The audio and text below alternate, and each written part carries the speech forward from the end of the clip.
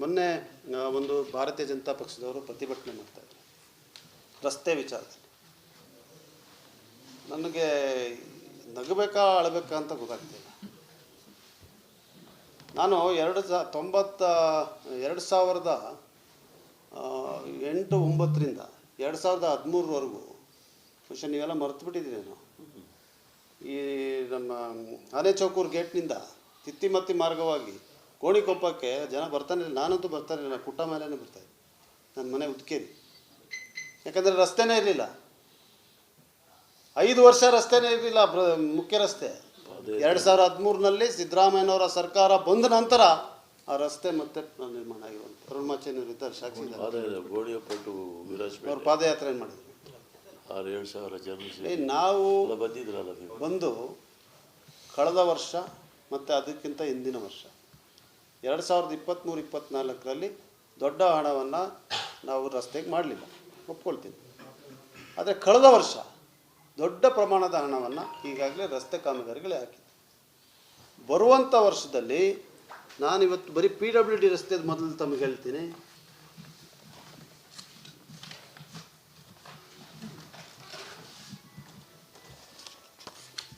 ಪಟ್ಟಿ ಮಾಡ್ಕೊಂಡ್ಬಂದಿದ್ದೀನಿ, ನಾನು ಮ್ಯಾಪು ಮಾಡಿಬಿಟ್ಟಿದ್ದೀನಿ ಎಲ್ಲೆಲ್ಲಿ ರಸ್ತೆ ಬರ್ತಾಯಿದೆ ಅಂತ.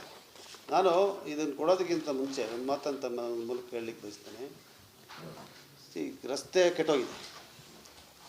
ಯಾರೂ ಕೂಡ ರಸ್ತೆ ಭಾಳ ಚೆನ್ನಾಗಿದೆ ಅಂತ ಹೇಳಲಿಕ್ಕೆ ಸಾಧ್ಯ ಇಲ್ಲ. ರಸ್ತೆ ಕೆಟ್ಟೋಗಿದೆ. ರಸ್ತೆ ಕೆಡಲಿಕ್ಕೆ ನಾನು ಕಾರಣನಲ್ಲ, ನಮ್ಮ ಸರ್ಕಾರ ಕಾರಣ. ಅತಿ ಹೆಚ್ಚು ಮಳೆ ಆಗಿದೆ ಕಳೆದ 2 ವರ್ಷದಲ್ಲಿ. ಮತ್ತು ಯಾವ ರಸ್ತೆ ಕೂಡ ನಾವು ಮಾಡಿರುವಂಥದ್ದಲ್ಲ. ಯಾರು ಮಾಡಿರೋದು ಗುತ್ತಿಗೆದಾರರು, ಯಾರು ಕಾಂಟ್ರಾಕ್ಟ್ರು, ಯಾರು ಕೊಟ್ಟಿರೋದು ಅವ್ರನ್ನ ಕೇಳಿ ಯಾಕೆ ಗುಂಡಿ ಅಷ್ಟು ಬಿದ್ದುಬಿಟ್ಟಿದೆ 3 ವರ್ಷದಲ್ಲಿ. ನಾನು ಬಂದು ಶಾಸಕನಾಗಿ 2 ವರ್ಷ 2.5 ವರ್ಷ ಕೂಡ ಆಗಲಿಲ್ಲ. ಏನೋ 20 ವರ್ಷದಿಂದ ನಾನೇ ಇಲ್ಲಿ ಟೇಕೆ ಎತ್ಕೊಂಡ್ಬಿಟ್ಟಿರೋ ಥರ ನಮ್ಮನ್ನು ಪ್ರಶ್ನೆ ಕೇಳ್ತಾ ಇದ್ದಾರೆ. ಯಾಕೆ ಗುಂಡಿ ಬಿತ್ತು ಈ ರಸ್ತೆಗಳು? ಯಾಕೆ ಗುಂಡಿ ಬಿತ್ತು ಅಂತ ಉತ್ತರ ಕೊಡಬೇಕಲ್ಲ ಅವರು. ರಸ್ತೆ ಹಾಕಿರೋರು ಅವ್ರು ಹಾಕಿದರೆ ಅಲ್ಲ, ಇದು 2013ರಲ್ಲಿ ನಮ್ಮ ಸರ್ಕಾರ ಇದ್ದೇ ಹಾಕಿರೋ ರಸ್ತೆ ಅಂತ ಆ ಮಾಹಿತಿ ಕೇಳಿದ್ದೀನಿ. ಬಹುಶಃ ಮುಂದಿನ ದಿವಸಗಳಲ್ಲಿ ನಿಮ್ಗೆ ಹಂಚ್ಕೊಳ್ತೀನಿ. ಅದರಿಂದ ರಸ್ತೆ ಕೆಟ್ಟೋಗಿದೆ. ಈ ರಸ್ತೆಯನ್ನು ಸರಿಪಡಿಸಿ ದುರಸ್ತಿಪಡಿಸಿ ವಾಹನ ಸಂಚಾರಕ್ಕೆ ಸುಗಮಗೊಳಿಸುವಂಥ ಜವಾಬ್ದಾರಿ ನಂದು ಮತ್ತು ನಮ್ಮ ಸರ್ಕಾರದ್ದು. ಆ ಕೆಲಸವನ್ನು ನಾವು ಮಾಡಿದ್ವಿ. ಆದರೆ ಇವಾಗ ಮಾಡೋಕ್ಕಾಗುತ್ತಾ? ಮೊನ್ನೆ ಯಾವುದೋ ಒಂದು ವಿಡಿಯೋ ನೋಡ್ತಾ ಇದ್ದೆ, ಭಾಗಮಂಡಲ ರಸ್ತೆ ಕೆಟ್ಟೋಗಿದೆ. ನಾವ್ಯಾರು ನಿರಾಕರಿಸ್ಲಿಕ್ಕೆ ಸಾಧ್ಯ ಇಲ್ಲ, ವಾಸ್ತವವನ್ನು ಒಪ್ಕೋಬೇಕು. ಒಂದೊಂದು ಗುಂಡಿಯಲ್ಲಿ ಅರ್ಧ 1 ಇಂಚ್ ನೀರಿದೆ. ಏನರಲ್ಲಿ ಮುಚ್ಚೋದು ಅದನ್ನು?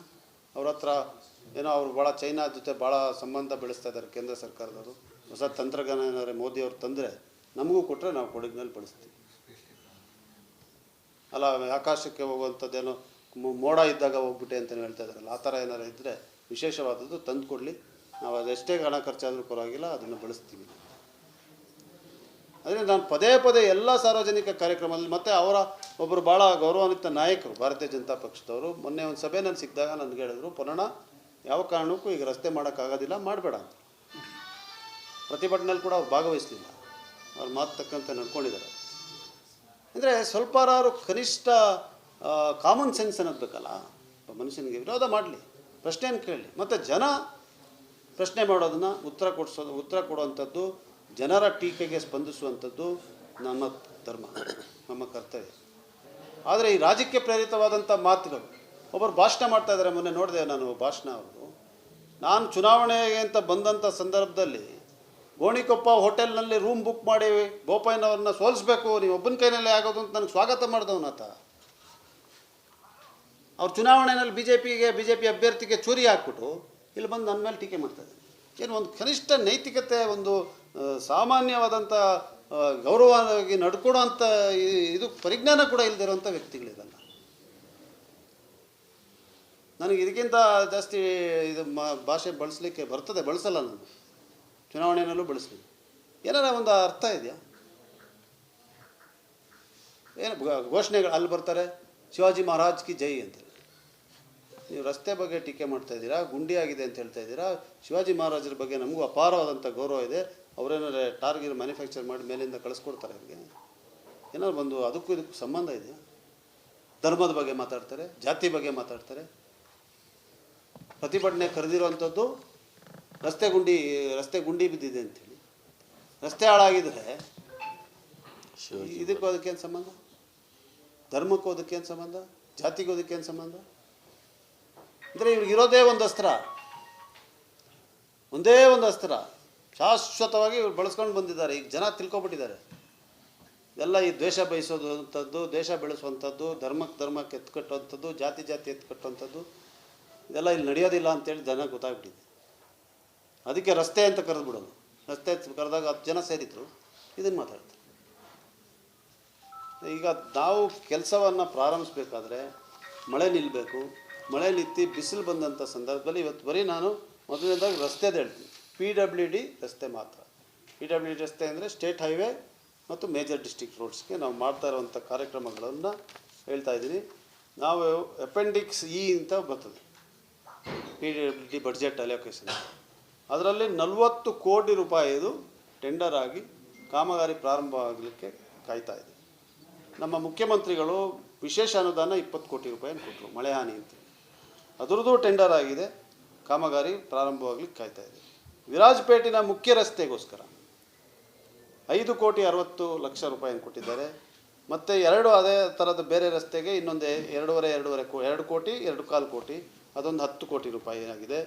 ಇದು ವಿರಾಜಪೇಟೆಗೆ ಬಂದಂಥ ವಿಶೇಷ ಅನುದಾನ. ಇದಲ್ಲದೆ ನಮ್ಮ ಆಯವ್ಯಯದಲ್ಲಿ ಅಂದರೆ ಬಡ್ಜೆಟ್ನಲ್ಲಿ ಇನ್ನೊಂದು 20 ಕ್ರೋರ್ಸ್ ಕೊಟ್ಟಿದ್ದಾರೆ. ಆ 20 ಕೋಟಿ ಇದು ಇನ್ನು ಆಗಬೇಕಾಗಿರುವಂಥದ್ದು. ಮತ್ತು ಮೊನ್ನೆ 50 ಕೋಟಿ ಏನು ಪ್ರತಿ ಶಾಸಕರು ಕೊಟ್ಟಿದ್ದಾರೆ, ಅದರಲ್ಲಿ 30 ಕೋಟಿ ರೂಪಾಯಿ PWDಗೆ ಇಟ್ಟಿದ್ದೀನಿ. ಮತ್ತು ಪ್ರಾಮ್ಸಿ, SHDP, CRF ಇದೆಲ್ಲದರಲ್ಲೂ ಕೂಡ ಹಣ ಬಂದು ಬ್ರಿಡ್ಜಸ್ನಲ್ಲಿ ಮತ್ತು ಮಳೆಗೆ ಲಾಸ್ಟ್ ಟೈಮ್ ಭೂಕುಸಿತ ಆದಂಥ 2 ರಸ್ತೆಗಳು ಎಲ್ಲ ನಿರ್ಮಾಣ ಆಗಿ ಒಟ್ಟು 155 ಕೋಟಿ ರೂಪಾಯಿಯ ಕಾಮಗಾರಿಗಳು, ರಸ್ತೆ PWD ಕಾಮಗಾರಿಗಳು ನಡೆಯುತ್ತೆ. ಈ 155 ಕೋಟಿ ರೂಪಾಯಿಯಲ್ಲಿ 131.64 ಕಿಲೋಮೀಟರ್ ನಡೀತಾ ಇದೆ. ಇದು ನಾವು ಮಾಡಬೇಕಾಗಿರುವಂಥ ಕೆಲಸಗಳು. ನಾನು ಬಂದು 2 ವರ್ಷ ಆಗಿದೆ.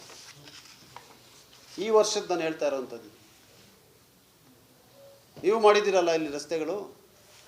ನಮ್ಮ ಸರ್ಕಾರ ಇಲ್ಲದೆ ಇದ್ದಂಥ ಸಂದರ್ಭದಲ್ಲಿ ಕಳೆದ 5 ವರ್ಷದಲ್ಲಿ 2013ರಿಂದ 18 ಮುಖ್ಯಮಂತ್ರಿಗಳು ಸಿದ್ದರಾಮಯ್ಯನವರೇ ಇದ್ದಂಥದ್ದು ಅದು ಸುವರ್ಣಯುಗ. ಅದು ಮತ್ತೆ ಅದು ಬರೋದಿಲ್ಲ ಭವಿಷ್ಯ. ಅಷ್ಟು ಹಣ ಇತ್ತು ಸರ್ಕಾರದಲ್ಲಿ. ಈಗ 2018ರಿಂದ 23ವರೆಗೆ 5 ವರ್ಷದಲ್ಲಿ ನೀವು ಎಷ್ಟು ರೋಡ್ ವಾರ್ಷಿಕವಾಗಿ ತಂದಿದ್ದೀರಾ, ನಾನು ಎಷ್ಟು ತಂದಿದ್ದೀನಿ 2 ವರ್ಷಕ್ಕೆ ಅಂತೇಳಿ ಶ್ವೇತಪತ್ರ ಹೊಡಿಸಿ ರೆಡಿ ಇದ್ದೀನಿ. ನಾನು ತೋರಿಸ್ತಾ ಇದ್ದೀನಲ್ಲ, ಈ ಥರ ತೋರಿಸ್ಲಿ.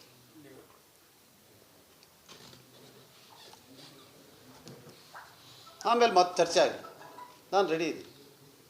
ಅದು ಬಿಟ್ಟು ಬರೋದು, ಘೋಷಣೆಗೆ ಹೋಗೋದು, ಮನೆ ಮುಂದೆ ಅಲ್ಲೆಲ್ಲೋ ಘಟನೆ ಆಗಿರ್ತದೆ. ಬೆಂಗಳೂರಿನಲ್ಲಿ ಇಡೀ ಕರ್ನಾಟಕದಲ್ಲಿ ಎಲ್ಲೂ ಹೋಗಲ್ಲ ಇವರು. 4 ಜನ ಬರ್ತಾರೆ ನಮ್ಮ ಮನೆ ಮುಂದೆ ಶಾಲಾ ಹಾಕೊಂಡು. ಏನಕ್ಕೆ ಬೆಂಗಳೂರಿನಲ್ಲಾಗೋದಕ್ಕೂ ನನಗೇನು ಜವಾಬ್ದಾರಿ? ಆಮೇಲೆ ಹೋಗ್ತಾರೆ ಜನ, ಸಾರ್ವಜನಿಕ ವಲಯದಲ್ಲಿ ಟೀಕೆಗೊಳಗಾಗ್ತದೆ, ಎಲ್ಲ ಆಗ್ತಾರೆ. ಮತ್ತಷ್ಟು ಪಾಪ ಸಂಘಟನೆ ಇಲ್ದಂಗೆ ಆಗ್ಬಿಟ್ಟಿದೆ, ಮತ್ತಷ್ಟು ಹಾಳಾಗ್ತದೆ. ನಾನು ಯಾಕೆ ಹೇಳ್ತಾ ಇದ್ದೀನಿ ಅಂತ ಹೇಳಿದ್ರೆ, ವಿರೋಧ ಪಕ್ಷ ಇರಲೇಬಾರ್ದು ಅಂತೇಳಿ ಕೆಲವು ಭಾಷಣಗಳು ನೋಡಿದ್ದೀನಿ BJP ಅವ್ರನ್ನ. ಕಾಂಗ್ರೆಸ್ ಮುಕ್ತ ಭಾರತ್, ಇಲ್ಲೆಲ್ಲೂ ಯಾವತ್ತೂ ನಿಮ್ಮ ಕಣ್ಣಿಗೂ ಕಾಣೋದಿಲ್ಲ ಕಾಂಗ್ರೆಸ್ ಪಕ್ಷ. ಅದು ಪ್ರಜಾಪ್ರಭುತ್ವ ವ್ಯವಸ್ಥೆ ಅಲ್ಲ. It's not democracy. ಪ್ರಬಲವಾದಂಥ ವಿರೋಧ ಪಕ್ಷ ಇರಬೇಕು, ನಮ್ಮನ್ನು ಪ್ರಶ್ನೆ ಮಾಡಬೇಕು, ಸಾರ್ವಜನಿಕರಿಗೆ ಸ್ಪಂದಿಸಬೇಕು. That is real democracy. ಅದಕ್ಕೋಸ್ಕರ ಜವಾಬ್ದಾರಿಯುತವಾಗಿ ನಡ್ಕೊಳ್ಳಿ. ಯಾರೋ 4-5 ಜನ ಪುಡಾರಿಗಳನ್ನ ಹಿಡ್ಕೊಂಡು ದಯವಿಟ್ಟು ನೀವು ಪಕ್ಷವನ್ನು ನಡೆಸುವಂಥ ಕೆಲಸವನ್ನು ಮಾಡಬೇಡಿ. ಒಳ್ಳೆ ನಾಯಕರಿದ್ದಾರೆ ಭಾರತೀಯ ಜನತಾ ಪಕ್ಷದಲ್ಲಿ, ಇಲ್ಲ ಅಂತ ನಾನು ಹೇಳೋದು. ಅವ್ರ ಜವಾಬ್ದಾರಿಯನ್ನು ವಹಿಸ್ಕೊಂಡು ಕೇಳಲಿ, ಪ್ರಶ್ನೆ ಚರ್ಚೆಗೆ ಬರಲಿ, ಬಹಿರಂಗ ಚರ್ಚೆಗೆ ಬರಲಿ. ನಾನು ಕೊಡ್ತಾ ಇರೋವಂಥ ಅಂಕಿಅಂಶಗಳು ಅವರು ಕೂಡ ಕೊಡಲಿ. ತಾವು ತೀರ್ಮಾನ ಮಾಡಿ, ಜನ ತೀರ್ಮಾನ ಮಾಡ್ತಾರೆ. ಅದನ್ನು ಬಿಟ್ಬಿಟ್ಟು ಈ ರೀತಿಯಾದಂಥ ಕ್ಷುಲ್ಲಕ ರಾಜಕಾರಣದಿಂದ ಕೈ ಬಿಡಿ. 155 ಕೋಟಿ 131 ಕಿಲೋಮೀಟರ್